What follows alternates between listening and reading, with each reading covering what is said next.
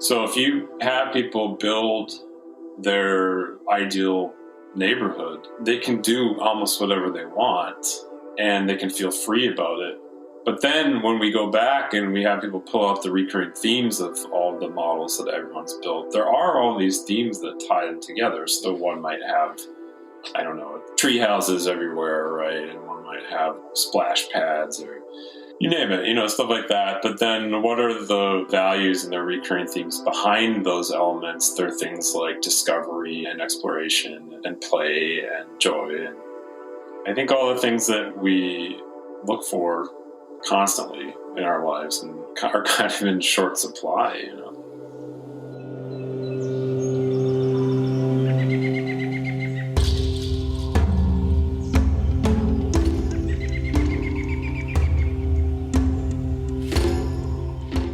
Welcome to the Regenerative Real Estate Podcast, a show about human environments and how they can be used as a force for good. Conversations that educate and inspire people looking for a different way to do real estate. I'm Neil Collins, and on the show today we have John Kamp, an urban designer, facilitator, and landscape contractor who is the founder of PRAIRIEFORM. We explore how his work isn't just about making communities more sustainable, but it also provides a participatory approach that includes people that typically don't get a say in how their communities develop.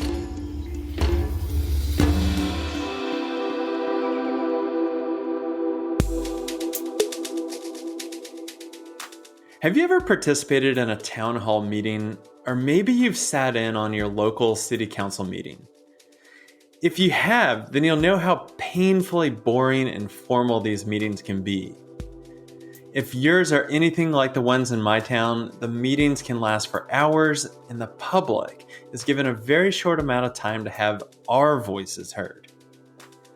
I've often sat bewildered at these proceedings because the structure of the meetings seems to further create tension and divide, because the people that typically show up to these kinds of public forums are typically the ones that have an issue and are in opposition to something.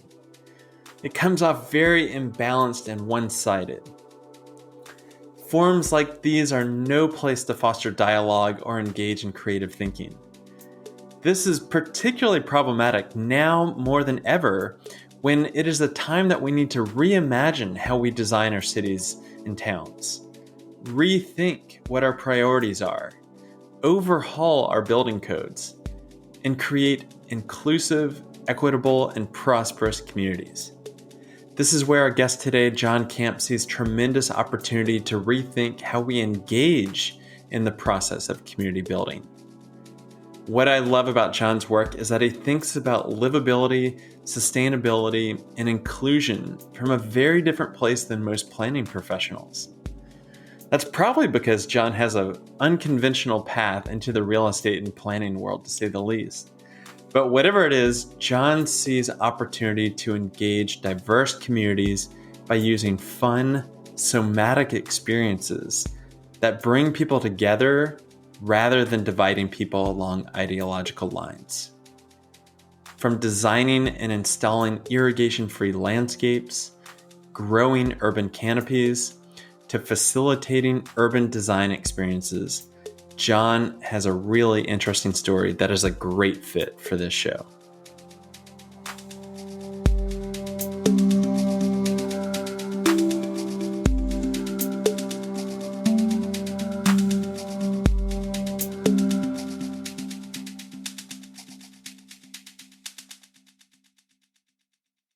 Hey everybody, this is your host Neil Collins. Welcome back to another episode of the Regenerative Real Estate Podcast, and it is a pleasure to be introducing John Kamp of PRAIRIEFORM today on this episode. John, welcome to the show. Thanks for coming on.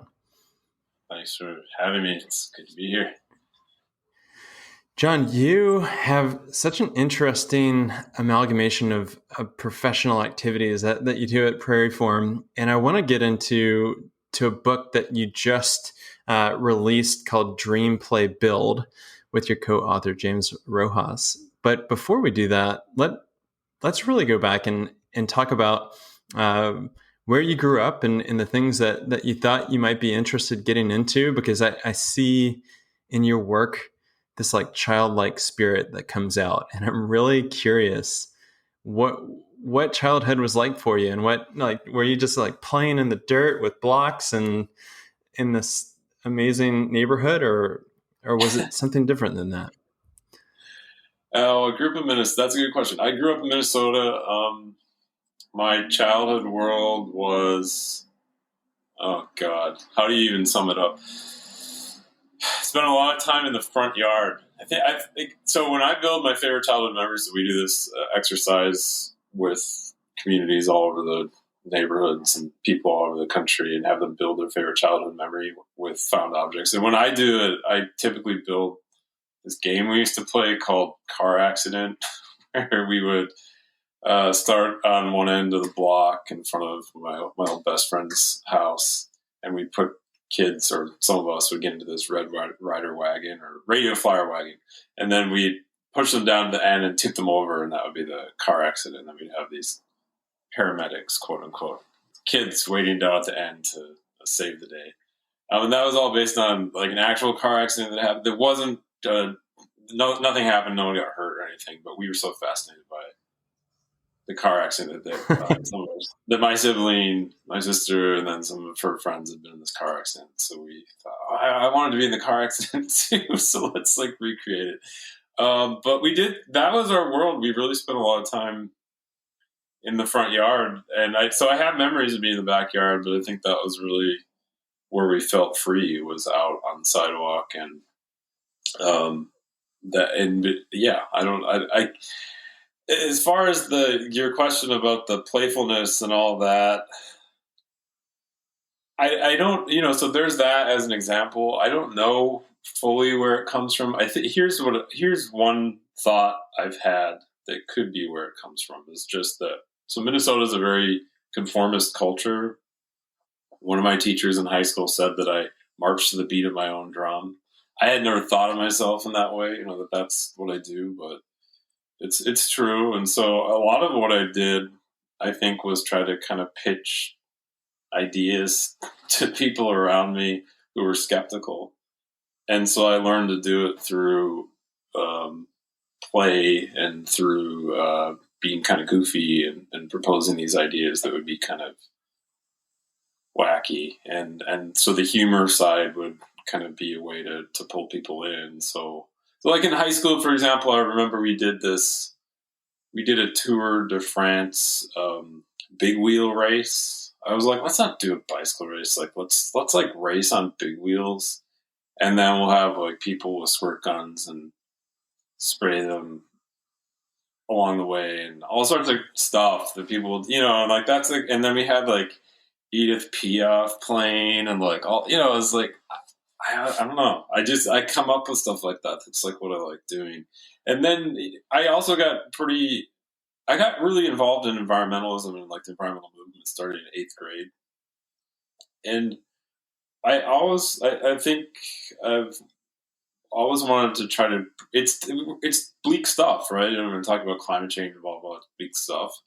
And we know much more now about what moves people to act on things like climate change than we did before. So, bombarding people with bad news is kind of the worst way to get people to act, to do something. It does the opposite. Typically, it makes people kind of curl up and retreat and just sort of, they're like, I can't handle this.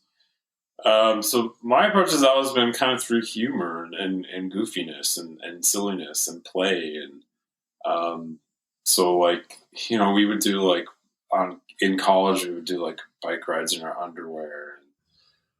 And, we had this goofy street performance we would dress up like different states of the country. And then depending on what the effects of climate change would be in the state, either they'd get a bucket of water thrown at them, or they'd get like a pail full of sand thrown at them, stuff like that. So you're getting people to laugh and pull them in, and then they're probably more likely to do something.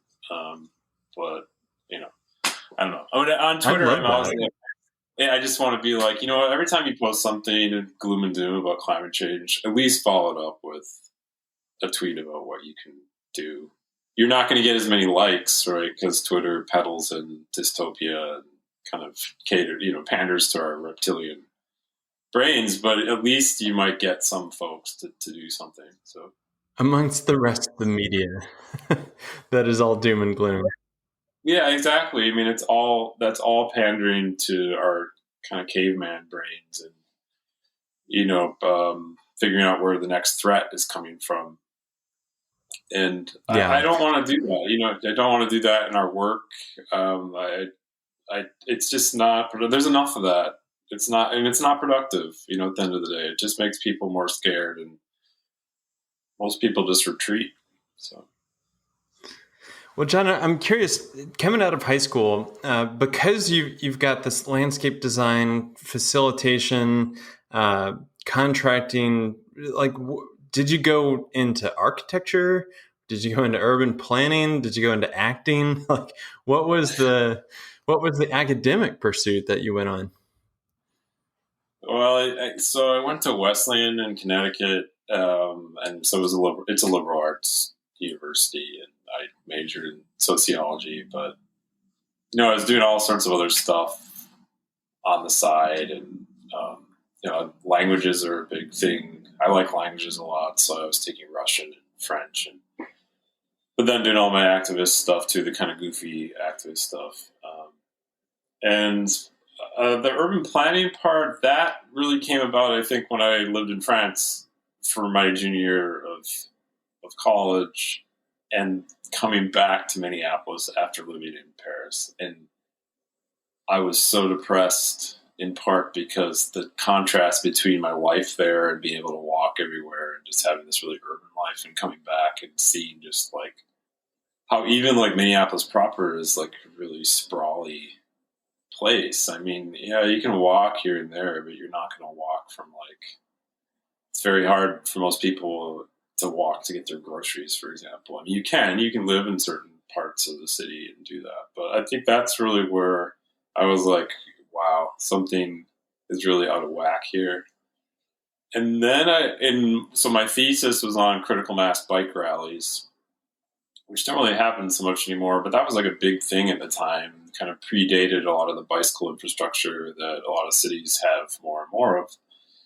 And that's a whole other conversation, about how there's almost like critical mass was like filling a need because there just wasn't bike infrastructure. And then now that there's more bike infrastructure, there's less critical mass. And I don't know if there's like a, causation, correlation thing there, but it's noticeable. But anyway, so I wrote my thesis on critical mass, and I interviewed people organizing critical mass bike rallies all over the country in small places like Huntsville, Alabama. I interviewed people, and of course in like Copenhagen, the more kind of usual suspecty places. But it was fascinating just to see where people were doing it. And I think I was most interested in the ones where it was so unlikely, like Blacksburg, Virginia, and like I said, Huntsville, Alabama, and these kinds of places. But through the course of the interviews and the research, I just got more interested in public space and cities and transportation, and then discovered Jane Jacobs, which I think a lot of people do before they decide to go to planning school. They discover the death and life of great American cities. Your world is rocked by it, and then you're like, all right, I want to go to planning school. And then you go to planning school, and they crush your spirits. So yeah, that's kind of the irony, but I don't think I'm unique in that respect and having that. It's not like it completely crushed my spirits, but there is a little bit of that because it becomes the education trains you to be like a cold, clinical, almost like statistician in terms of how you're supposed to view the city, and you get into planning because you love cities. And you love the things that have nothing to do with numbers and data and being cold and clinical. And, you love the cities because they stir something in you. I mean, the first time I went to London, I still remember coming out of the tube station, off of Brompton Road, and the sounds and the smells and the architecture and everything. I mean, it's like, how can you can't capture that in numbers in any way. It's still such a, I mean, I still can't, like, even talking about it now, I just, it's such an incredible experience. And then just walking around London, it's just the detail of that city. It's just amazing. Anyways. Did you think that you were going to go into a planning office on the public side in a municipality, or were you attracted to private firm work? What did that look like?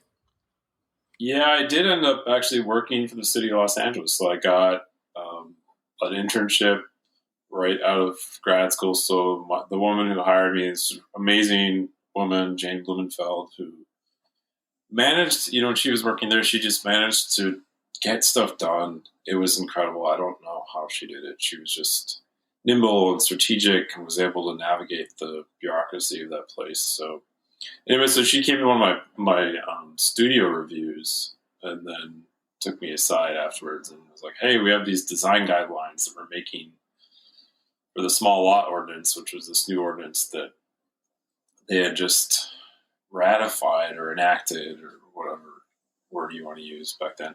And they wanted me to make the design guidelines for them. So that's what I got hired to do as a paid intern, and then I got hired full-time to work for the city and in the planning department. But it became pretty clear after a year or so that it wasn't really what I wanted to do full-time at all. I didn't want to. It was good experience to see how things work on the inside, but I wanted to be, to your question about landscape and all these other things that kind of come into things. Like, I did want to be doing more outside.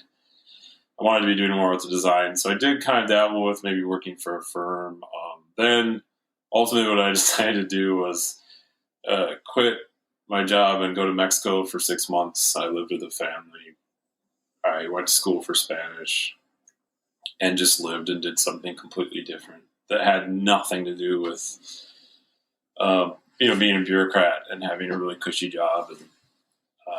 And then I was going to go back to grad school for a second master's for landscape architecture, but after getting into the schools and seeing how much it was going to be cost-wise, I was like, this just doesn't make sense to take out. It was going to be like $100,000 in loans, and I thought, this is crazy.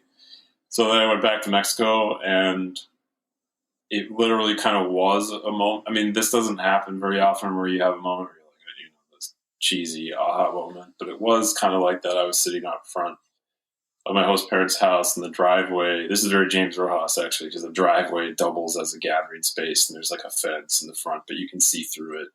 So the street vendors just bike by. A lot of people sell stuff on bicycle. They'll have like a little cart in the front or something, that they have their corn on the cob in or whatever, and that's how they get by and make a living. So I kept seeing these people going by, and I thought, you know what, like, if they can do it, I can do it. So I called up my parents, and I was like, I'm moving back to Minnesota. I'm going to start up my own business. I'm not going to go to school to do landscape architecture. I'm just going to do it. Like, I'm just going to start up this business. And that's what I did. I moved back to my parents' house. I lived in their basement, and that's where PRAIRIEFORM started in 2008. And I just cobbled it together. It was really hard. It wasn't like at the time there was nothing, it wasn't really romantic, or it was just like, it was a struggle. I did work. I made it happen. I did landscapes, but during the winters I had to take like odd jobs. The recession really affected the landscape industry and architecture and building. It seemed like there was sort of a 2-year lag. So like the recession, technically hit in 2008, but it was really in like 2010 where a lot of people's work really dried up, designers and landscape designers and architects and so on and so forth. So a lot of firms folded, or they got absorbed by other firms. In my case, I was like, I'm going to try to do this. I'm going to try to keep going. I'll do that over because sorry, my email was up. So in my case, I was like, I'm just going to try to keep going. And so I worked in a grocery store and produce. I did all sorts of things just to be able to still do the work I wanted to do. And at that time, that's when I came up with this idea for the irrigation-free landscape and doing a landscape that doesn't require irrigation after the first growing season. And so I started pitching that idea, and I made cold calls, which is crazy because I don't really. It's really hard to make cold calls now because everyone has caller ID, so no one's going to pick up. But I did that, and I talked to people I knew, and they put me in touch with people I knew. And I'm like, I have this idea for this landscape. I'm trying to find funding to create this landscape where we could monitor how much water every plant got for an entire year and see if it could survive on rainfall alone after the first growing season. And I was really responding to changes I was seeing in the climate and in the landscapes I was doing where we were having to just water too much. I was like, plants that are advertised as drought tolerant, you still had to water them all the time. So I was like, there's got to be a better way of doing this. So eventually I got funding.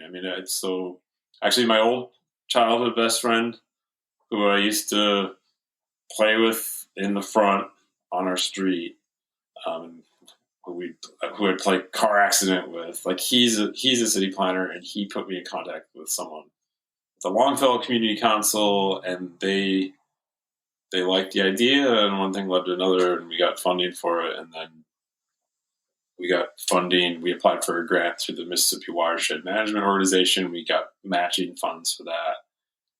And then we did it, and it worked. I mean, it was crazy. But I was like, while I was installing it and doing all this, I was also working in a grocery store at the same time. It's pretty crazy. So I'd get up at 5 in the morning and go work at the grocery store, and then go over to the project site, and work on installing this landscape. And then I monitored the landscape for the entire summer. So each plant had a number, and then I monitored how much water each needed for the entire summer.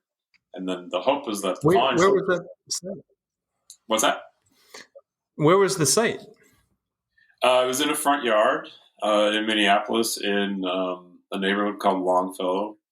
So we actually put out a query or an ad in the neighborhood paper that was like, hey, we have funding for this landscape. If you're interested in having your front yard be turned into basically a landscape / science experiment, get in contact with us.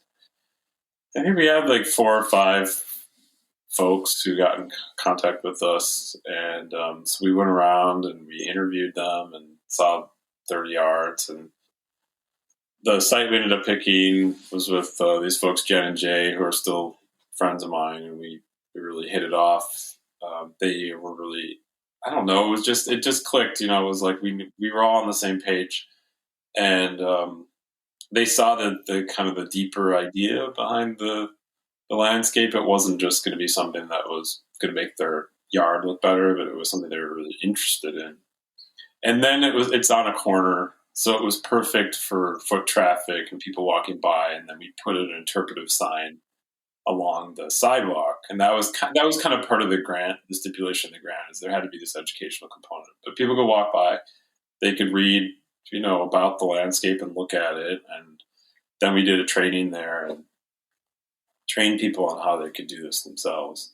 And to your question about trainings, facilitation, so that I was actually the trainings director for the student-run arm of the Sierra Club when I graduated from college. So we would train students in how to be good organizers and activists. So I kind of cut my teeth on facilitation through that.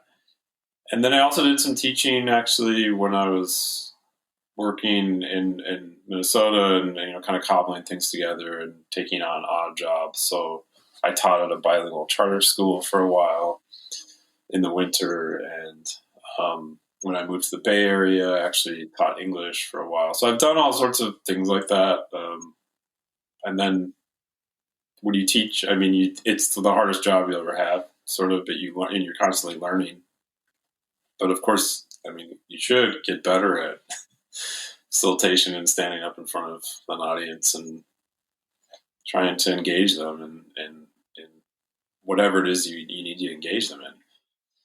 I'm trying to think, John, about really the time that you started talking about irrigation-free landscapes.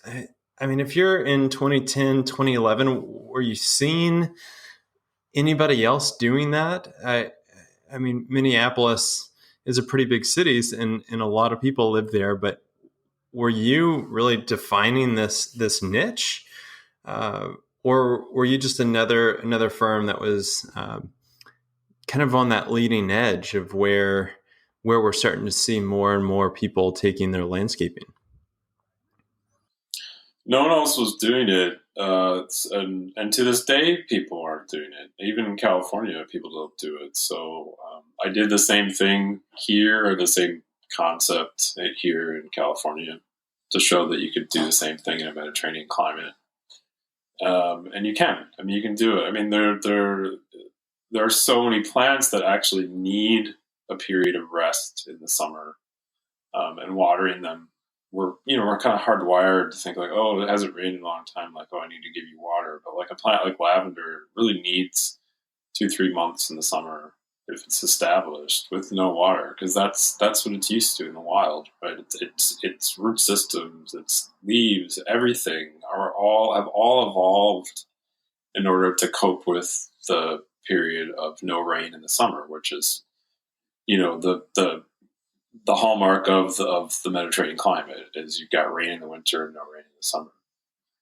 So it's not like you're being nice to those plants by watering them in the summer. So there's a sort of like reprogramming that we have to do. But back to your question, no one else was doing it. Everyone was doing rain gardens. That was really what was fashionable at the time. And there's a time and a place for rain gardens. But what was happening is that it wasn't raining. So we would get like a month stretch of no rain. And so then people were having to put irrigation systems into their rain gardens.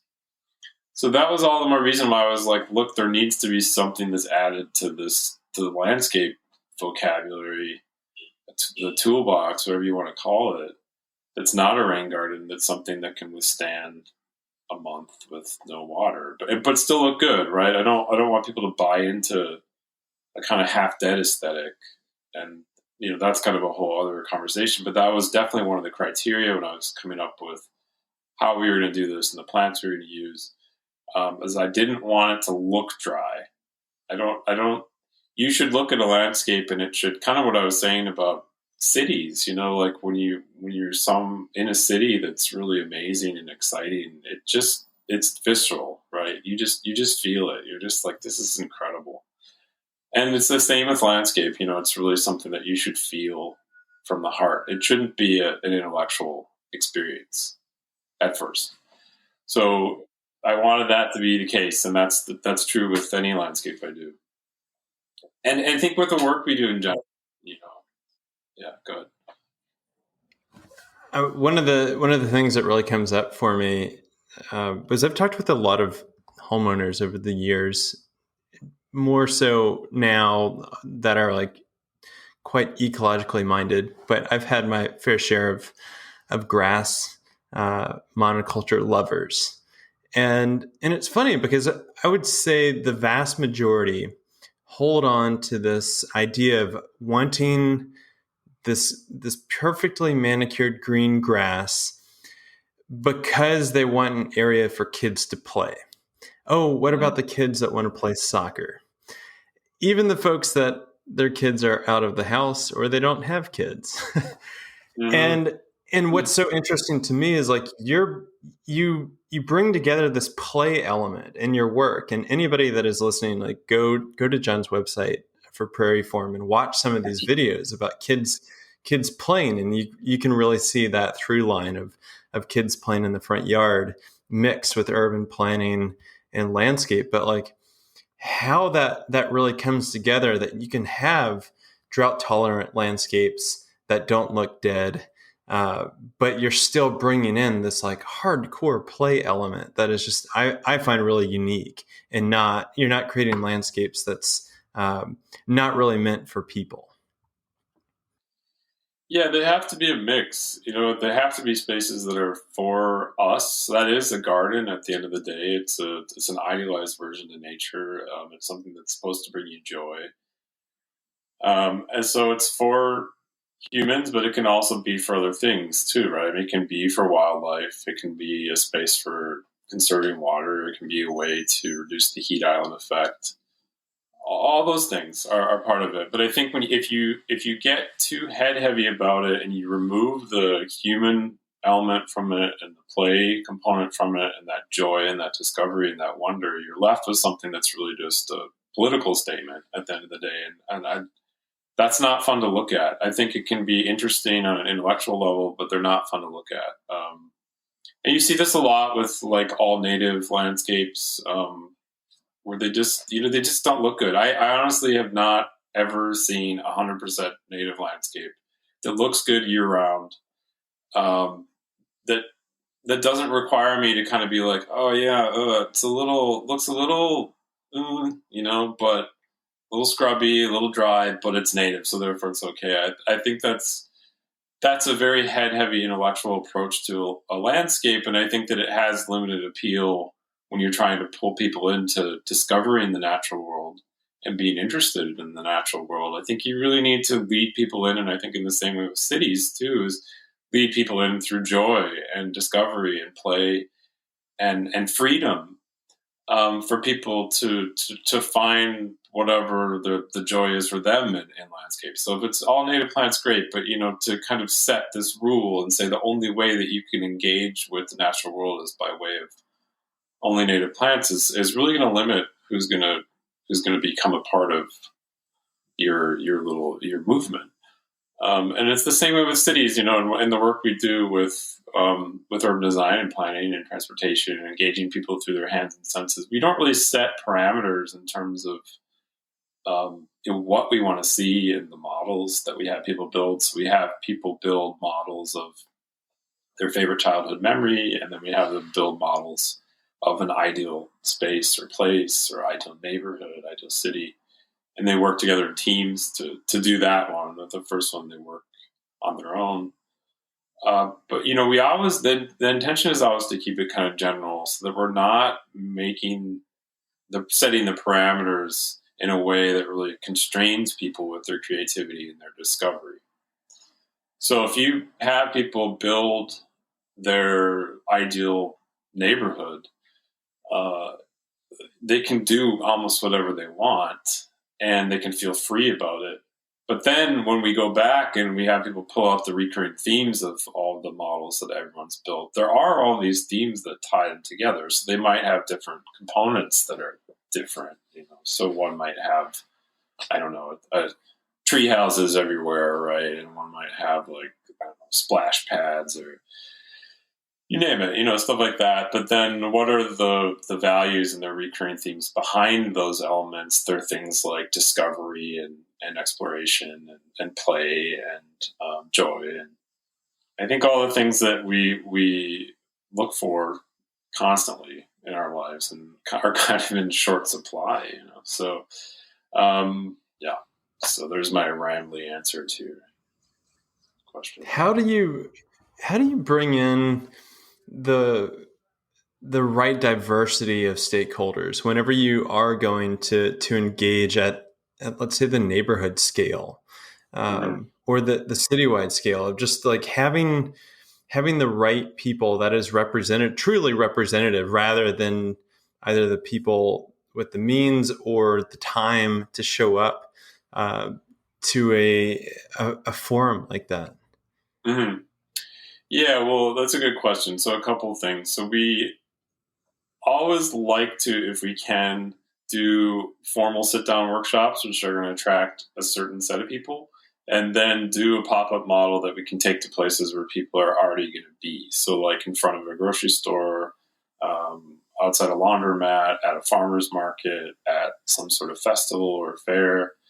So with a pop-up model, you're going to capture an audience that wouldn't otherwise come to a sit-down meeting, but they're already going to be doing their grocery shopping, or they're already going to the farmer's market or going to do their laundry or whatever.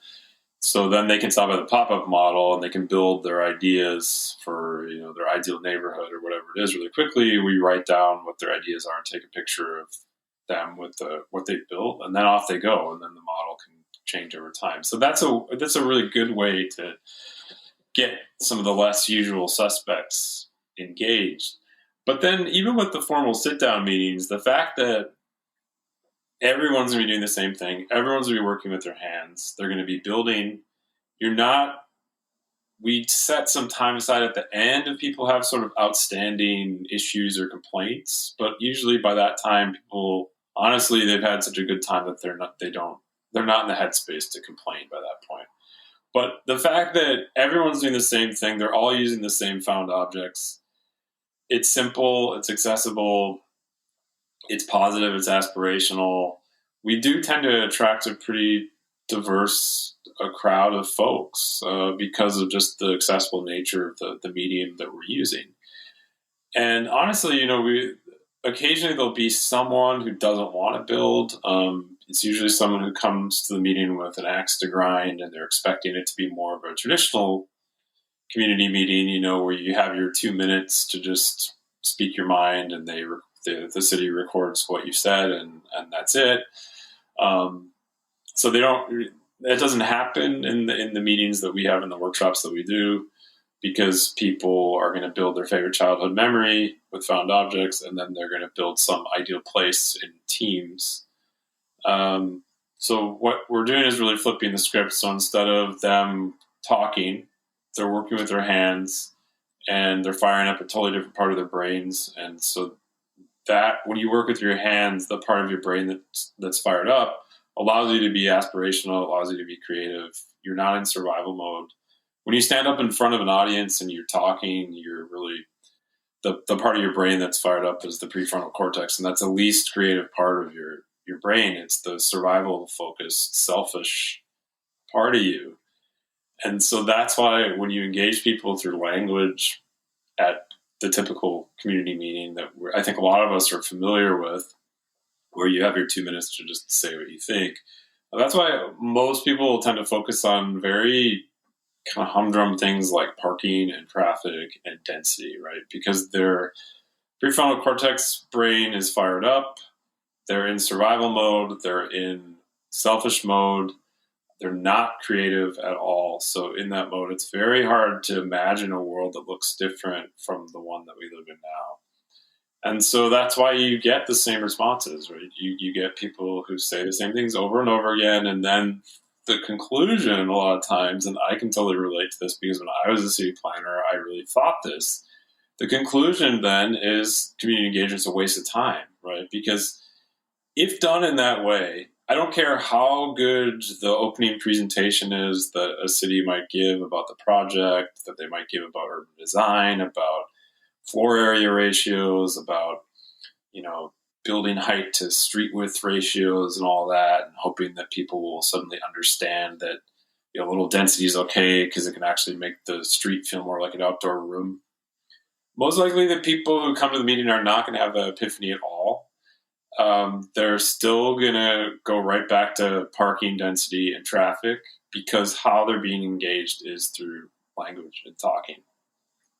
And the only way to get them, not the only, but a way to get them out, and a very effective way to get them out of that mode, is through having them work with their hands and their senses.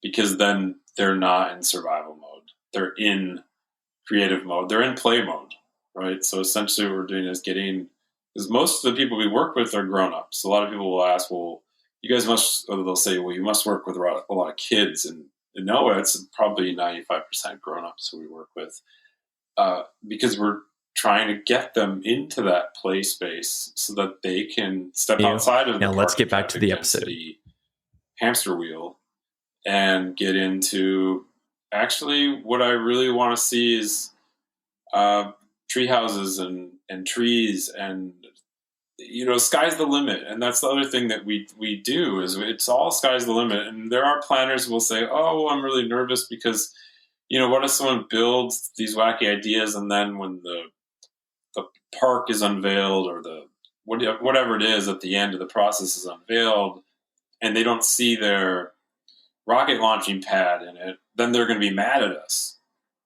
And I understand that concern, but it's an unfounded concern because first of all, if people feel like they've been heard throughout the process, then most likely they're not going to do that at the end.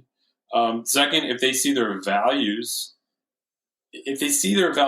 within the final product, they tend to be okay with that. They're excited about it. The results is so much better than it would have been had it just been like, give me your ideas in 2 minutes for what you want. And I think a big problem with traditional community engagement, not only is it the fact that it engages people just through language, but it doesn't give people a sense that they've been heard. They don't feel like they've been heard. It's very perfunctory. It's very like, okay, so the city has this project. It's going to happen.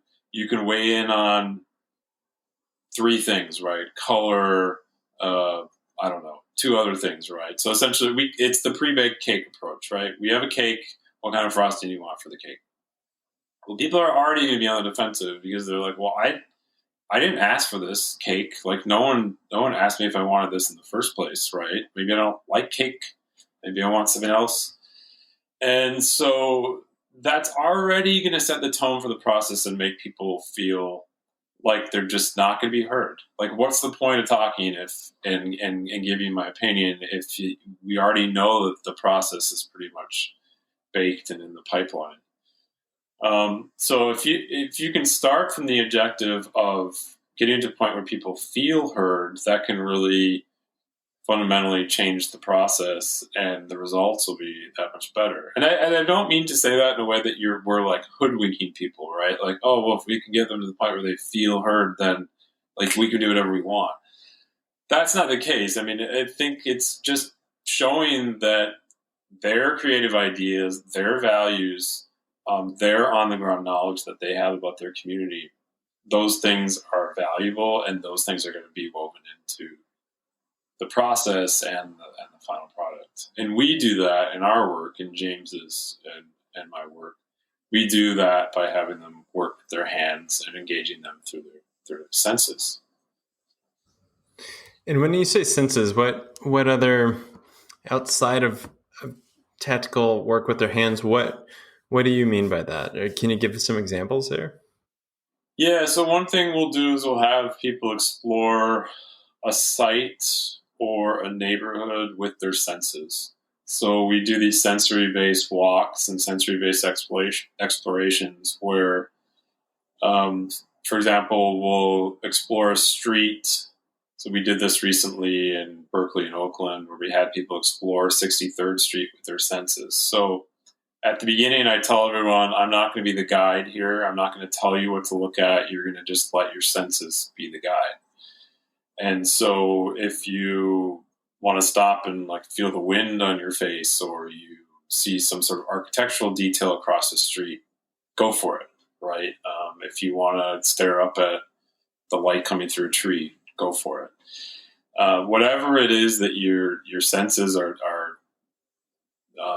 intrigued by, essentially, then go with it. So the experience ends up kind of morphing. And, people will come together and talk for a little bit, then they'll go off on their own. And it is kind of like a wholesome drug trip, right? I mean, you're allowing your senses to take center stage, and it's a very pleasant feeling. And we don't allow ourselves to do this very often. We usually, if we're walking, for example, it's usually a very kind of directed, task-oriented walking, where we have to accomplish something. Right, we need to walk the dog. We need to walk to the grocery store. Something, right? So we don't allow ourselves to do this very often, to just not have that task and not have some sort of objective. Other than that, you're just going to experience the space with your senses. So we do this in parking lots. We do this on a neighborhood level. We've done this, and what happens is we all tap into this innate sensory knowledge that we have, and memories come up too as well. So people might suddenly remember something about a corner or about some location that we go through, and they might share what that memory is. And that's information that's really useful for everyone, and for if it's a project, for the actual planning project.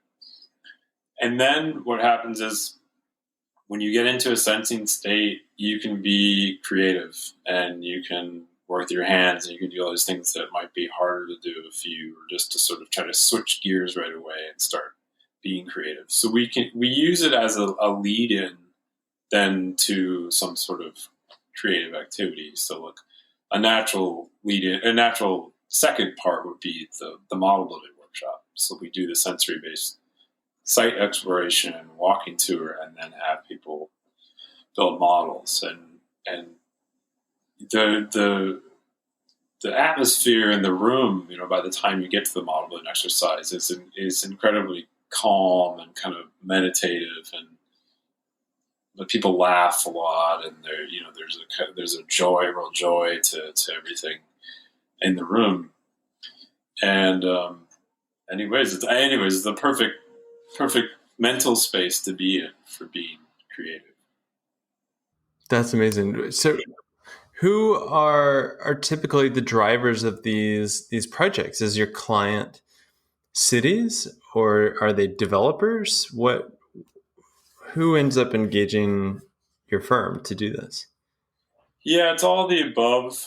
Earlier on in the work, cities didn't hire us as much, I think, just because the work was so left to center and people were skeptical of it. But now we work with a lot of cities, especially smaller cities. I think cities are sick of doing the engagement they've done. They know it doesn't work. They're sick of hearing the same things. They also know that the world's always changing, right? But American cities have changed so much and so radically over the past 30 years and even 20 years. And so they're looking for different ways of doing things. And so increasingly we do work with a lot of cities. So we'll be approached by either a city directly, or we'll be approached by like an architecture firm who wants us to be a part of a team to go after a project that a city's put out for bid. We also get contacted more directly by like nonprofits. So like Habitat for Humanity is actually doing a lot more work with urban planning. So we've done work with them, and that was really incredible. And that project then led to the pop-up public space prototyping event that we did down there, where we had people use life-size objects to prototype a public space. And those projects can be really amazing, because they're not always like that was a grant. That part was grant funded, and it wasn't a big money maker. But those projects can be really great for allowing you to have that leeway to try something, which can be harder sometimes with the more formal projects that we do. So that was an opportunity to be like, okay, well, let's try this. Let's get a bunch of furniture and trees and see if people can be their own designers and move stuff around in the space and make a plaza. How fun! It was fun. it was great. And then we get contacted by neighborhood organizations, health departments. So we're doing a training next week in Yuma, Arizona, and that's through the Health Services District. So it really depends. And developers, yeah, sometimes we get contacted by developers.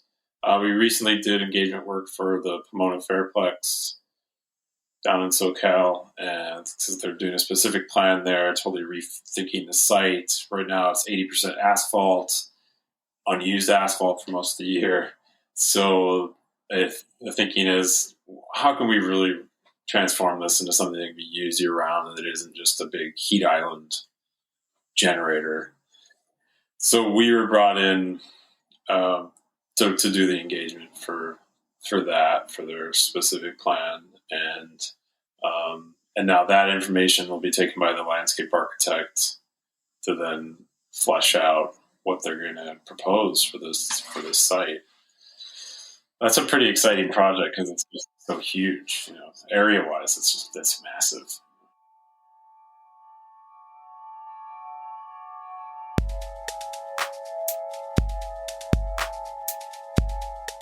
Hey, this is Neil, and we're going to get back into the episode in just a second.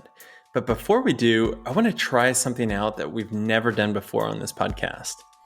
Since creating the show, we've heard how regeneration is not only possible within agriculture and farming, but also in design, construction, planning, and even finance. We've heard about how people are helping to revitalize landscapes, springboard biodiversity, create healthy homes, heal trauma, create access for all, and bring communities closer together. Now, this is not the work of large institutions and governments. It's usually small, impassioned firms and organizations working locally. And it's precisely this kind of work that I think plants the seeds of inspiration that spreads to other communities. Since the podcast is growing more each episode, I want to open up the opportunity for organizations like yours, the ones doing regenerative work, to be able to spread the word about your efforts. That's why on the podcast page of our website, we now have a way that you can record up to a 30-second voice message about the work you're doing free of charge. They'll be aired on this show and aired to our audience. To do so, visit chooselatitude.com/podcast. I can't wait to hear from you. Now let's get back to the episode.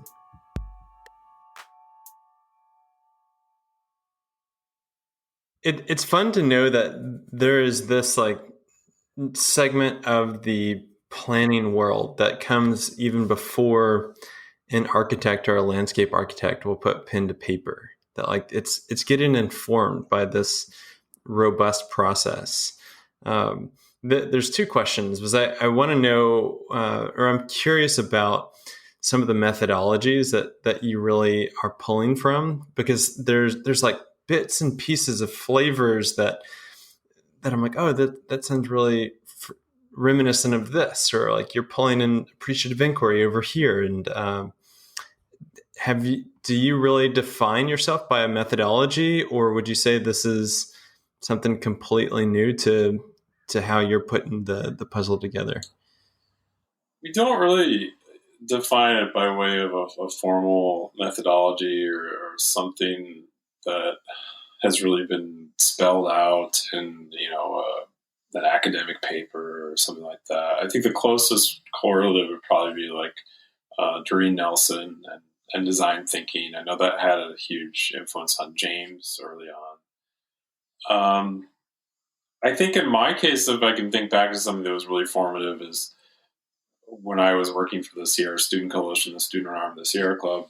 We held a training for trainers event for new students who wanted to become trainers, to train other youth, students, whatever you want to call them, to be effective organizers and activists. And we held this event in DC, and this woman who trains trainers, essentially, that's like what she does. And she grounds all of the training in a lot of psychology and a lot of how you can really maximize learning in participants, how you can close the learning loop, how you can get people to, or encourage people to keep thinking about the experience throughout their week. So it's not just like, we did this workshop, boom, like that was fun, let's all like go off on our merry way and never think about it again. What are the ways in which you can keep that reflection going? So I rocked by it. It was very, nuts and boltsy and nerdy, and not something that I think a lot of people would be particularly excited about. But I do pull from, at this point, it's very subconscious, but the idea of really closing that learning loop at the end, that's something that I always make sure that we do, so that it's not just like, all right, that was fun, see you later. And I think the other thing that I try to do, and I think this is, probably just from teaching experience, and, it's not like I've been really formally trained to do this, but to make sure that the participants are coming up with the answers.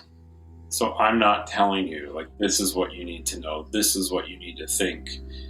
I'm going to create a space, or we're going to create a space in which you come up with the answers. You make the connections between that model and your group's model, or that memory and your memory.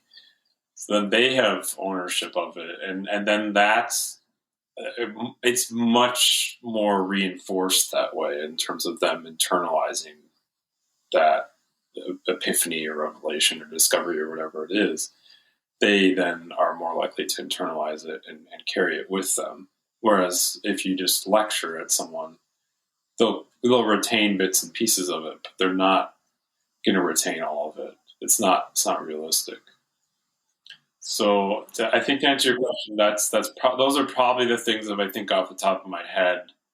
And then I think the other thing is just I want people to have fun, whether it be when I was teaching English, or us doing these workshops, or giving a training on making irrigation-free landscapes. I want it to be somehow playful.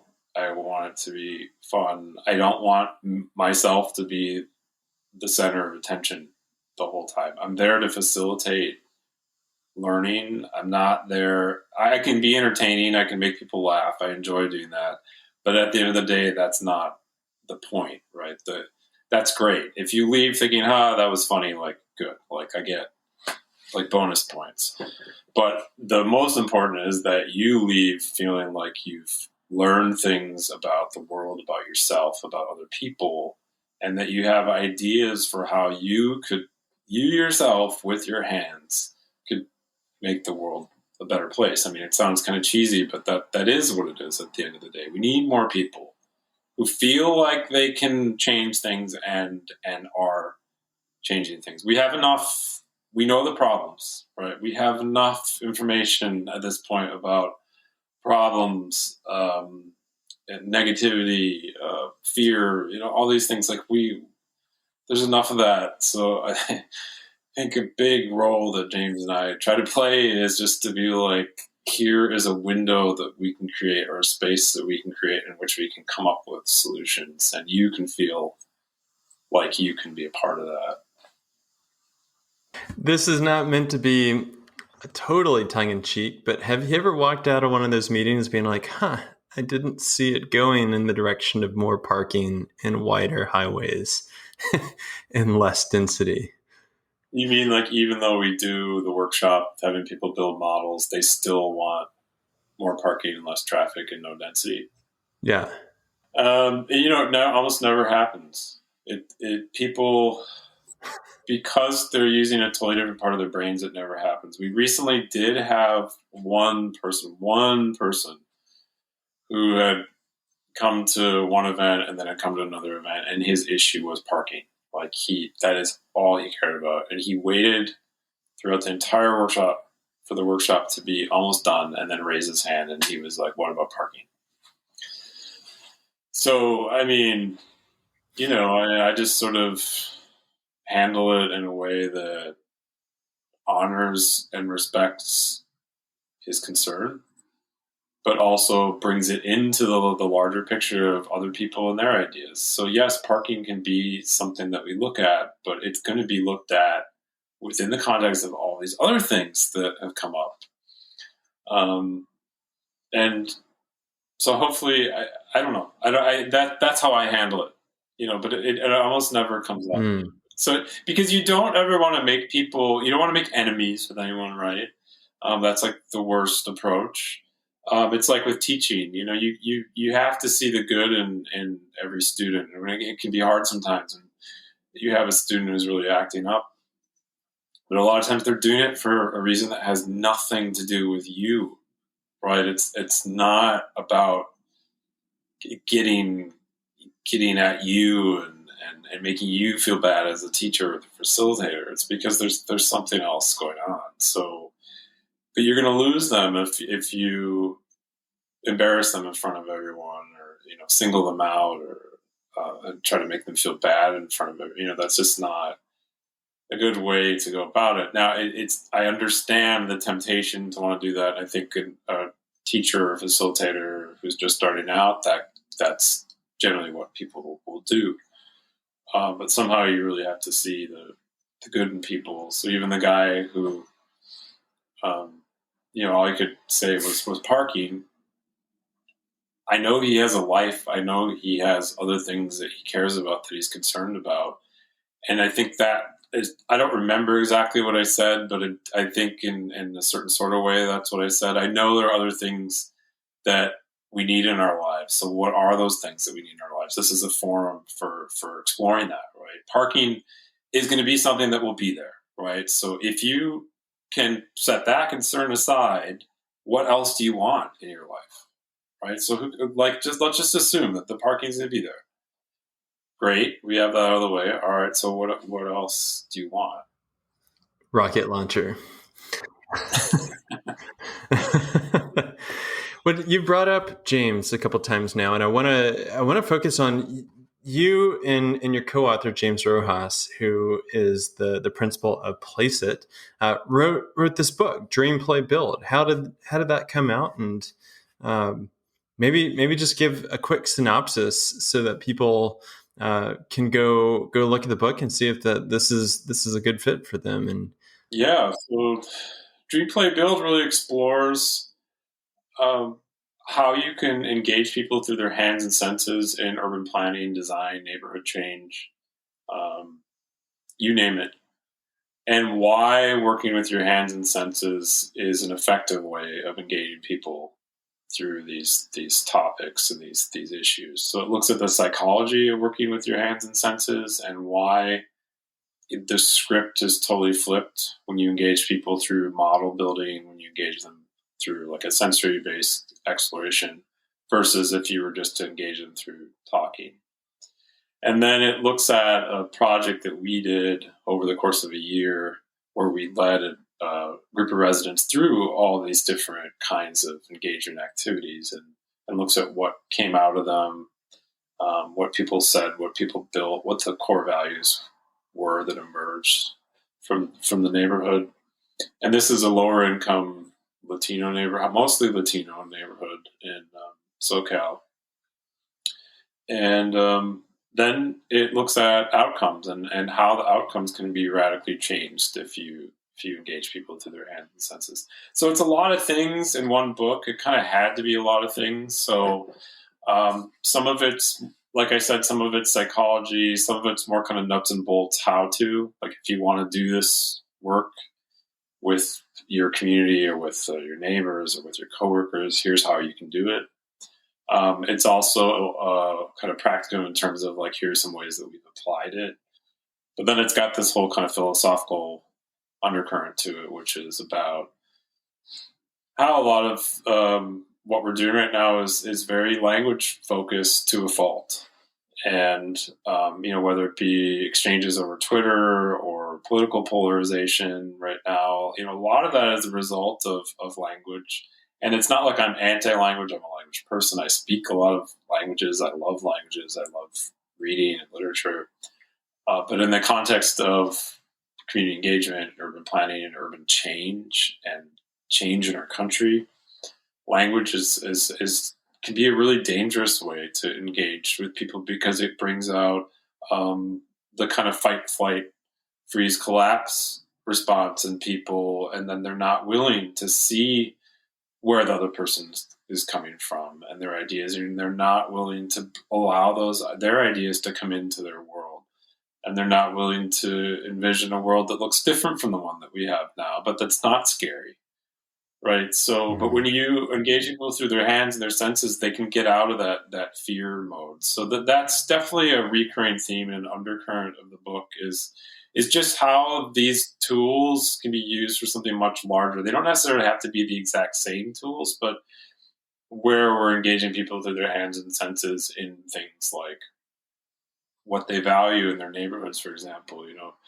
We wrote an article about political polarization and how this is a tool for diffusing political polarization because it allows people to see how much they have in common with each other. We don't ever set ground rules in our workshops. We never say you have to use a certain kind of language. You have to be nice. You listen. You have to, do all these things. We never do that because when people work with their hands, their best selves tend to really come out. And they know how to behave. And they make room for other people and their ideas in a very natural an effortless way, and that they don't think about. Wow. So, that's kind of what the book leaves the reader with is that thought. What are the ways in which we could do this more, but on more of a nationwide level, with polarization and seeing that we have way more in common than we don't have in common. And it's quite timely. Well, yeah, it's very timely, right? So that article came out on Planetizen. I will say, as a backstory, the pitching of that article was very hard. We got there were a lot of news outlets that our editor thought would go for it. We're not into it, and I think part of it was because we were saying, "Look, here's a way to not focus so much on the negatives. Here's a way to see that we have things in common. Here's a solution. Here's something that's not going to make you terrified." So it's not clickbait. It's not the article is not clickbait at all. So that was kind of eye opening. Just that it's like you said, it's timely, it's needed, it's important. But it took a long time to find a home for that article. And fortunately, we found it.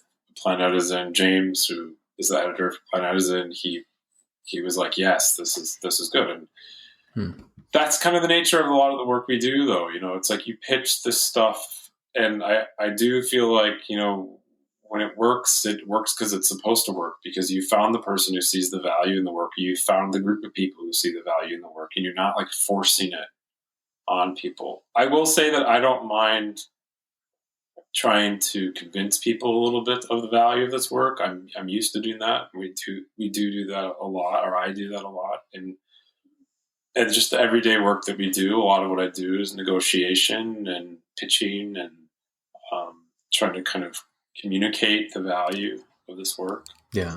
So I don't mind doing that. I think that's probably from growing up in Minnesota and having people think my ideas are off the deep end. So how can I tailor them and pitch them in a way that they don't think they're off the deep end? So what's interesting about language and fear of what you're talking about, and I'll get on a soapbox for half a second, but I see it on both sides. That even on the left side, a lot of my world right now is revolving around affordable housing, and very mission-driven people and organizations use this language around affordable housing for low-income families, and we need more units. And there's these development projects that we're going to do that are going to deliver this many units at this kind of cost, at this level of average median income, AMI, and things like that. And what ends up happening is that I find that it creates the sense of otherness. And this is not just an original thought to me, but from mentors in my life that have really helped to highlight that, what we're not doing is we're not creating units, we're creating homes. mm-hmm. And we're not doing projects, we're building community. And we're not trying to create affordable housing, we're trying to enable attainable housing for all. And I just find that approach, whenever you can start to harmonize, and really that's the theme that I pick up on your work, and like include people and really engage them in such different ways than this fear-based reptilian brain that you're talking about.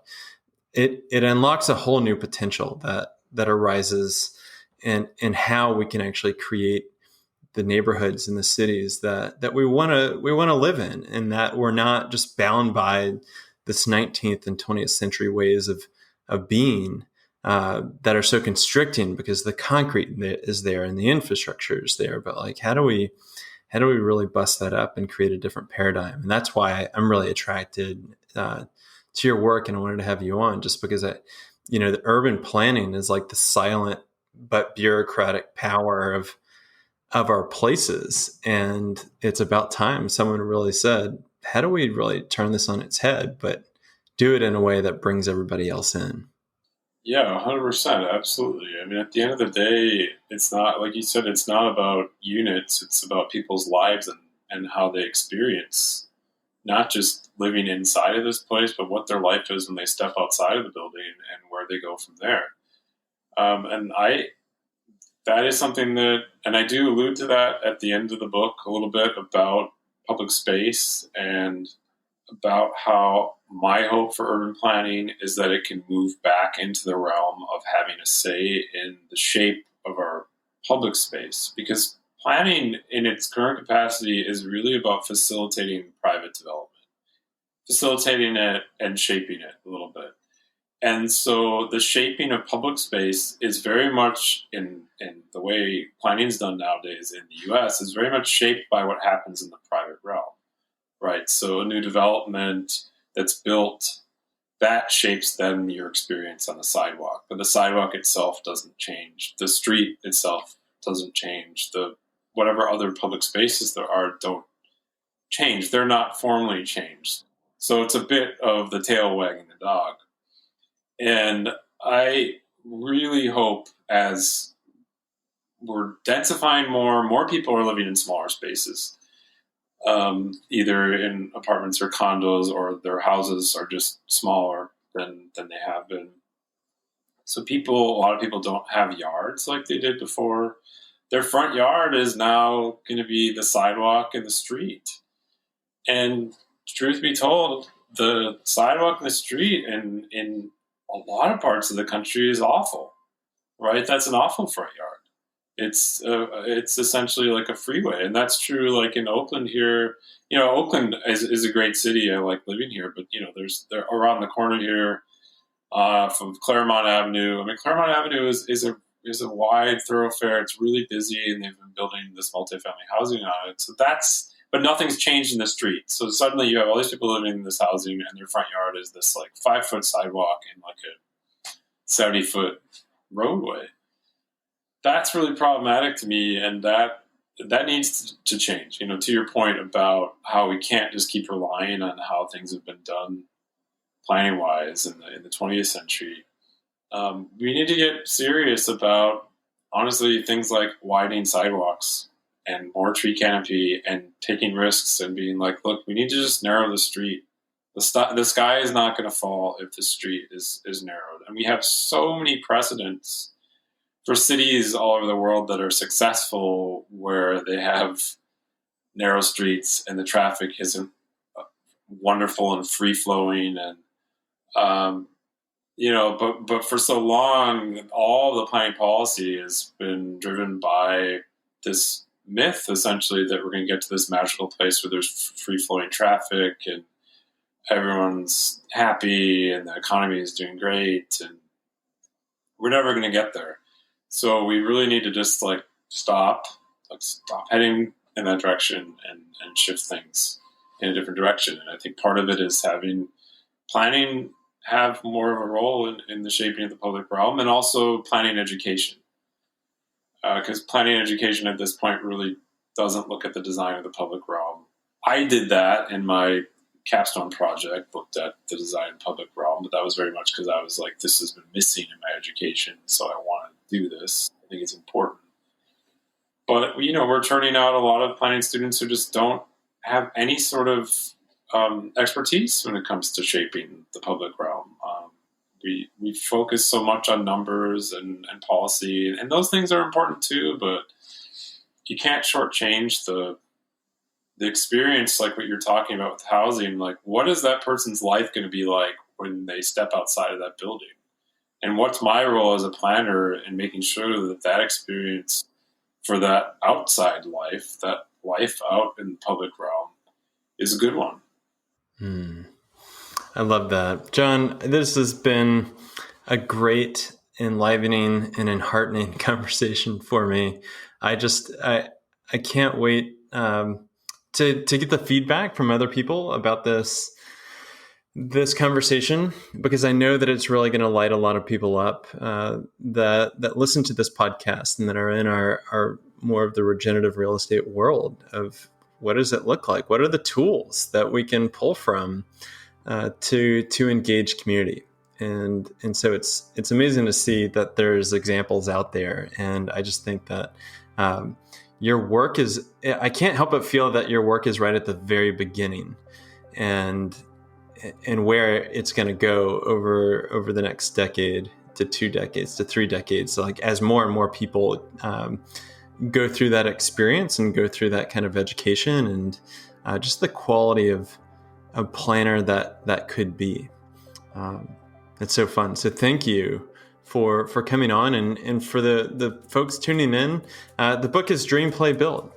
It's by John Kamp and James Rojas. So check it out and let us know what you think.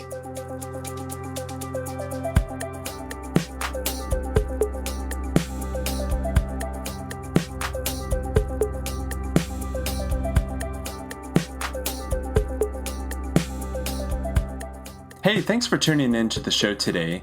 If you want to follow our work at Latitude, you can follow us on Instagram at latitude.regenerative.re, and mine is at I am Neil Collins. We inherently believe in the potential that comes from connecting value-aligned and purpose-driven people together in community. That's why I encourage you to join our mighty network and introduce yourself to the other people working across the globe to advance a more regenerative, resilient, and beautiful world. Here, we want to know what you're working on and what inspires you. Through this platform, you can attend live events, take courses provided by our podcast guests, and create connection with other people and businesses that share your same passion. To join, find the link in our show notes or visit our website at chooselatitude.com. If you'd like to support the show, please share it with your friends and be sure to follow us on your podcast app so that you always have the latest episode downloaded. Another way to support our regenerative field building is to leave us a rating and review on Apple Podcast. Positive ratings help attract amazing guests, and they can be the deciding factor for someone else to tune in and listen. And who knows, maybe this is the kind of motivation that it takes for them to finally decide to align their profession with their sustainable and regenerative values and become a positive force for good within their own community. This show was produced by myself and edited by Anthony Wallace and offered as a part of our work with Latitude Regenerative Real Estate.